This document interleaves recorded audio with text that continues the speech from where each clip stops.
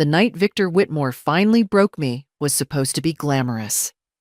The ballroom at the Aurora Grand was glowing with crystal chandeliers and polished marble floors, when my husband leaned in close and whispered through clenched teeth, "Stay in the back.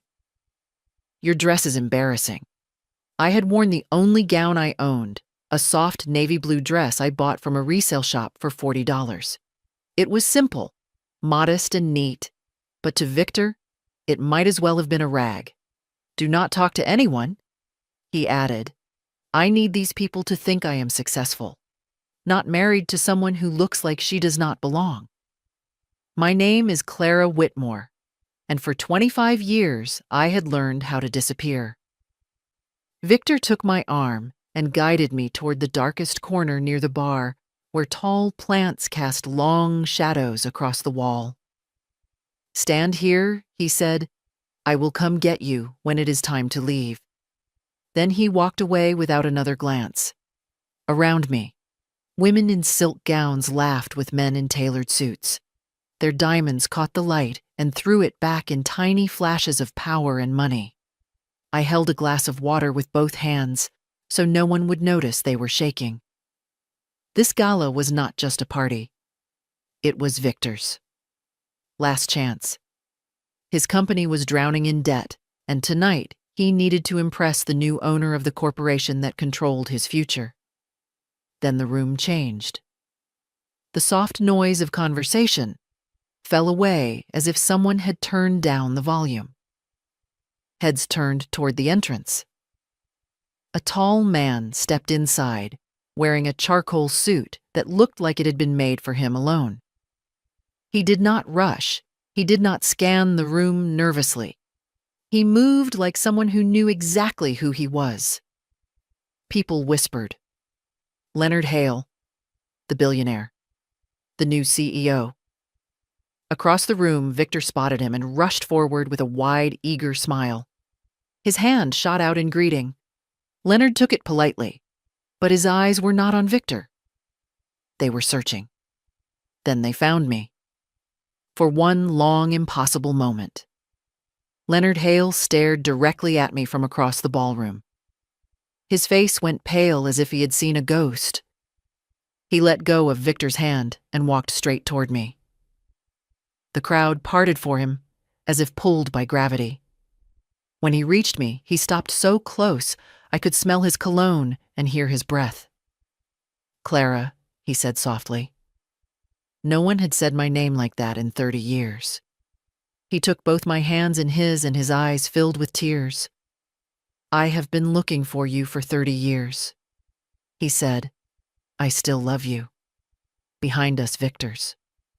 Champagne glass slipped from his fingers and shattered on the floor. What Leonard said that night did not just shock Victor. It cracked open the life I had been quietly surviving for decades. To the people watching, I was only the awkward wife in a simple dress. But behind that image was a woman who had spent 25 years shrinking herself to fit inside someone else's shadow. Victor never hit me in the early years. He did not have to. His power came in other ways, in the money he controlled, and the rules he set, and the constant reminders that I was lucky he had chosen me. I was given an allowance every month. $200 to cover everything I needed. Clothes, makeup, gifts, even groceries. When he felt I had spent too much the month before, I learned quickly how to stretch $1 and how to pretend I did not need anything. If I wanted to see my parents, I had to tell him first. If I wanted to buy a new book, I had to explain why it was necessary. My world became smaller year by year until it barely extended beyond the walls of the house he bought to display his success. At business dinners, I sat quietly beside him, nodding and smiling while he spoke. When I offered an opinion, he would gently touch my arm, a signal to stop. "You are making it awkward," he would whisper, as if I were a child. Over time, I forgot what it felt like to be heard. I used to be someone who loved books and poetry and long conversations about ideas I had once planned to become a teacher. I wanted to help children discover stories that could change their lives. But Victor did not marry me for my dreams. He married me for my silence. I became very good at it. I learned how to fold myself into the background at parties, how to look pleasant without being noticeable, how to make sure no one ever accused me of drawing attention away from him. That was why his words at the gala hurt more than I could explain. Stay in the back. Your dress is embarrassing. It was not about the dress. It was about what he believed I was, an accessory that should not distract from the main display. When Leonard walked toward me and spoke my name, it felt like someone had turned on a light inside a room that had been dark for years. I had forgotten how it felt to be seen. Victor noticed it too. From across the room, I could feel his eyes on me, sharp and cold. The moment Leonard took my hands, something in Victor snapped. He did not care who Leonard was or how powerful. He only saw another man touching what he believed belonged to him. That was the truth I had been avoiding for 25 years. Victor did not love me. He owned me. And for the first time since I married him, someone had just reminded me that I was more than property. I was a person, with a past, with a heart, and with a story that had never really ended. Leonard Hale was not a stranger to me. He was the first man who ever made me feel like my thoughts mattered. We met when we were both in college, on a rainy afternoon in the library. I was buried under a stack of literature books, trying to keep my scholarship from slipping away. When he walked up and asked if I was hungry, I told him I could not afford to eat out. He smiled and said, "I did not ask if you could pay. I asked if you were hungry." That was Leonard direct, honest kind, in a way that did not feel forced. We went to a small diner that night and talked for hours about books, about dreams, about the future. He told me about his family and their business empire, but he never used it to impress me. He listened when I spoke, as if every word mattered. I had never experienced that before. Soon, we were inseparable. He brought me into his world of dinners and events, but he also stepped fully into mine. Late-night study sessions, cheap coffee, and long walks across campus, talking about everything and nothing. For the first time, I felt chosen, not tolerated. The night he proposed is burned into my memory. We were sitting by the lake near the university watching the water glow under the streetlights. He pulled out a small velvet box, and inside was an emerald ring that once belonged to his grandmother. His hands were shaking as he slipped it onto my finger. "I want to spend my life with you, Clara." He said, "I want to build everything with you." I said yes, without fear, without doubt, without hesitation. We were young, and we believed love could survive anything. But love was not the only force in Leonard's world. His father, Douglas Hale, was powerful and ruthless, a man who saw relationships as transactions and people as tools. When he found out Leonard planned to marry me, he made it very clear that I was not acceptable. I did not come from money. I did not come from influence. I came from dreams, and in his world, that made me dangerous. The last time I saw Leonard before everything fell apart, he was standing in a coffee shop, holding that emerald ring in his hand, asking me why I was walking away. I never told him the truth. I let him believe I had simply stopped loving him. Because sometimes the cruelest lies feel like the only way to protect the people we love. Now, 30 years later, he was standing in front of me again in a ballroom full of strangers and power and secrets. And the past I had buried was suddenly alive. The room had gone completely still. Hundreds of people stood frozen in place, watching Leonard Hale hold my hands as if the world around us no longer existed. Victor was the first to react. He pushed through the crowd with his face tight and red. "What is this?" he snapped, pulling his arm back as if he could physically separate us from the moment Leonard did not even look at him. "Clara," he said softly, "I thought I would never see you again." I could barely breathe. The sound of his voice carried 30 years of memory and regret and longing.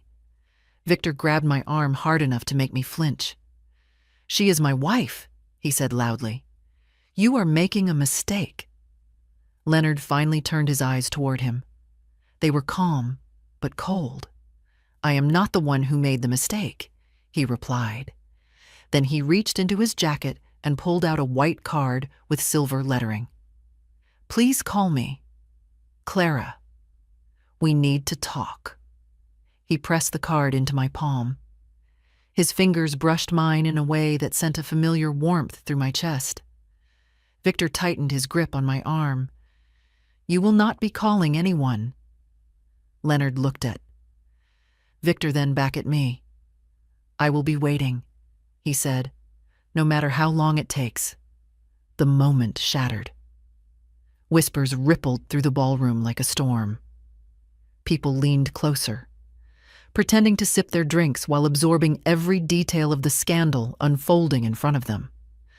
Victor dragged me away toward the exit, his breath hot with rage. "Do you have any idea what you just did?" he hissed. "You humiliated me in front of everyone who matters." But for the first time in my life, I was not thinking about his reputation. I was thinking about the card in my hand, the name Leonard Hale. And the way my heart was beating, like it had been asleep for decades and had finally woken up. Leonard did not know the real reason I left him. No one did. Not my friends, not my parents, not even the man I married. The truth began in a quiet office high above the city 30 years ago. Douglas Hale sat behind a massive desk made of dark, polished wood. When I walked in, he did not stand. He did not smile. He simply studied me the way someone studies a problem that needs to be removed. "So you are the girl my son wants to marry," he said. I lifted my chin, trying to be brave.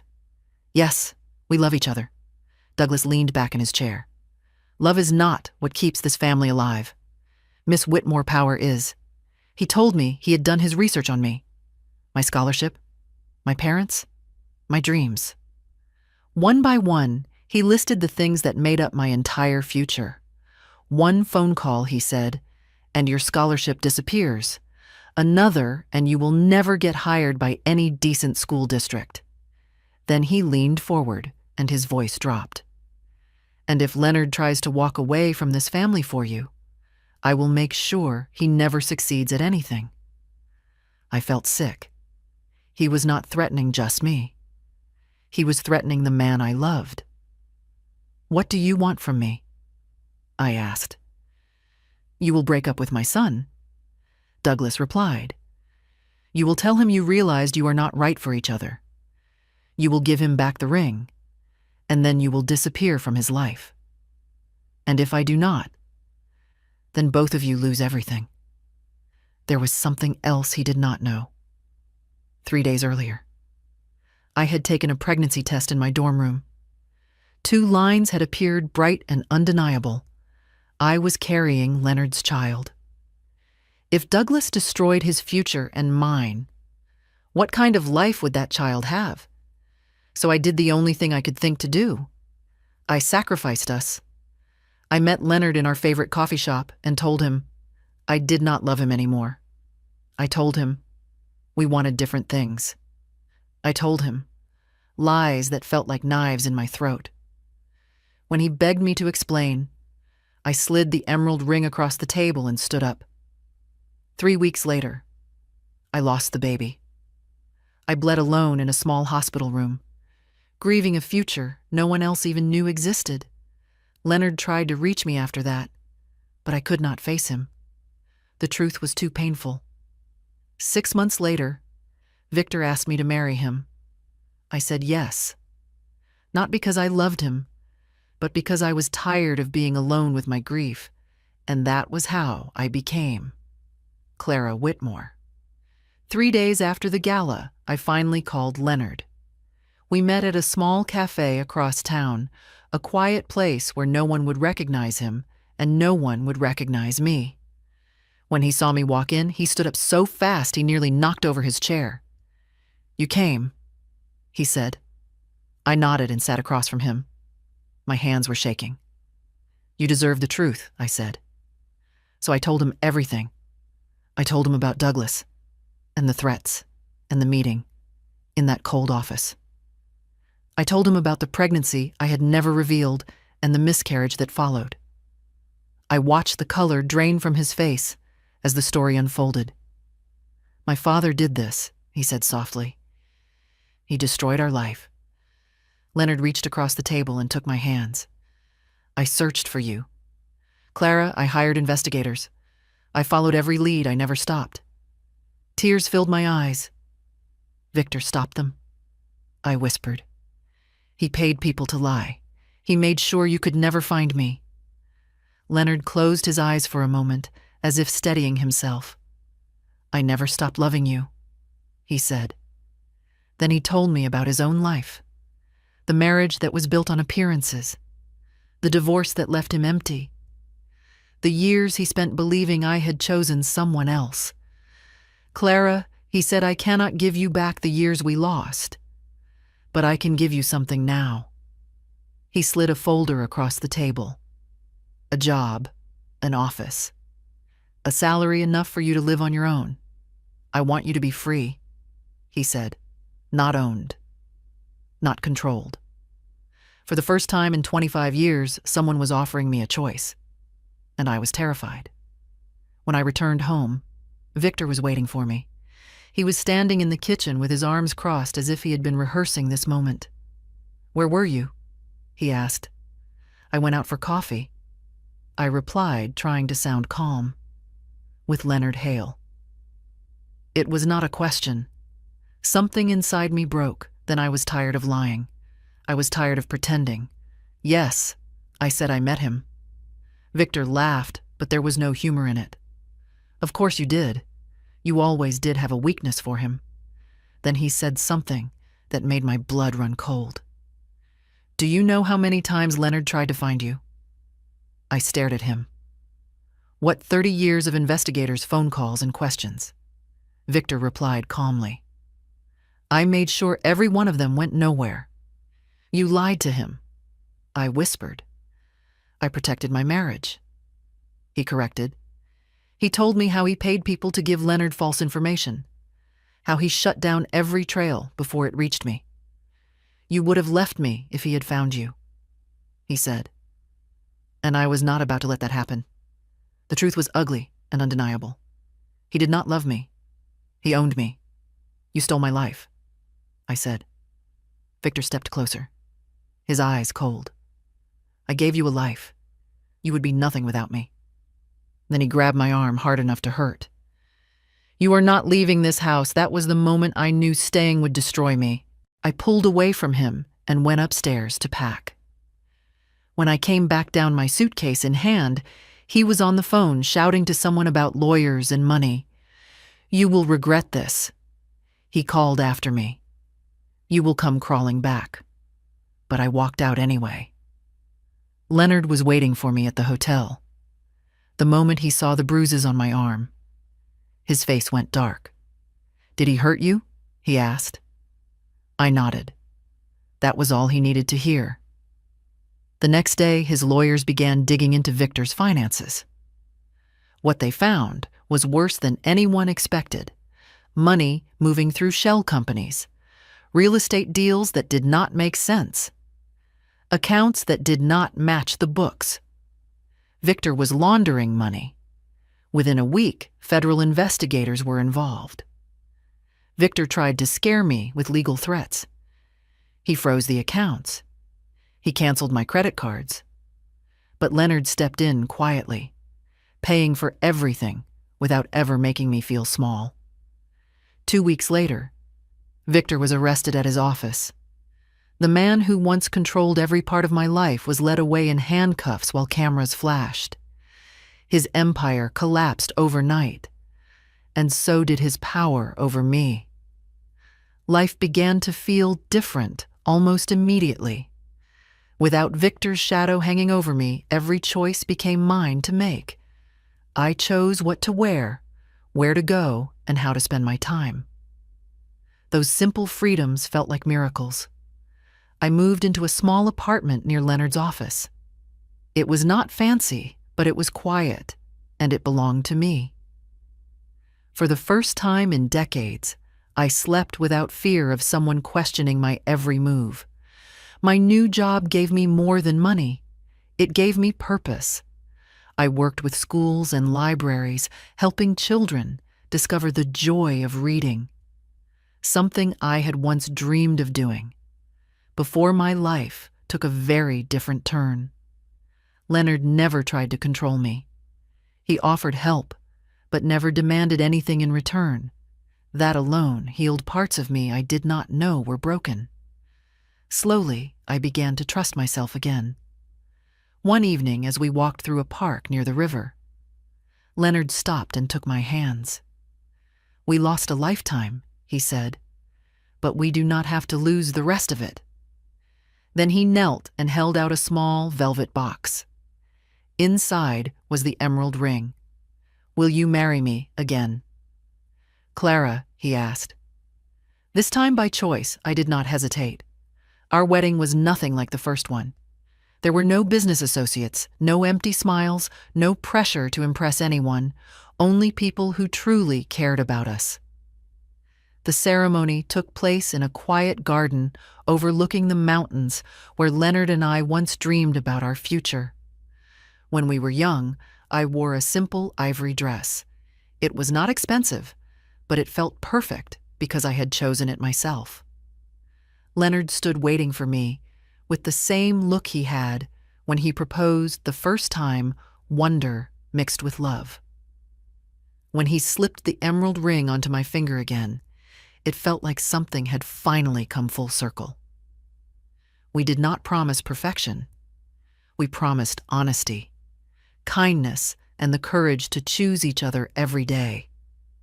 And for the first time in my life, those vows felt real. For most of my life, I believed safety was more important than happiness. I stayed in a marriage that made me small because I was afraid of being alone. But real love does not silence you or trap you or make you feel invisible. It sees you. It chooses you. If this story taught me anything, it is that it is never too late to reclaim your life. It is never too late to walk away from someone who treats you like an object instead of a human being. And it is never too late to choose yourself. If you connected with this story, please like and share it with someone who might need to hear it. And tell me in the comments what city you are watching from. I want to know how far this story has traveled.